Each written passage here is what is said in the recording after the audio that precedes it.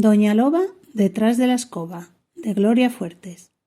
Estaba Doña Loba barriendo con su escoba la puerta de su guarida y llegó la vecina herida por culpa de un cazador en la pata con un balazo. Doña Loba la curó. Salieron 5 lobitos, los hijos de Doña Loba, que dormían calentitos detrás de la escoba.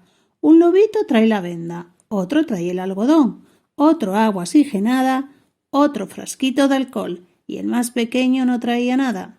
Lloraba, lloraba, lloraba. Ya vendada sin la bala, Doña Loba le dio friegas en la pata y soba que soba, la loba curó a la loba. Nota: los lobos se quieren como hermanos y no hacen guerras como los humanos.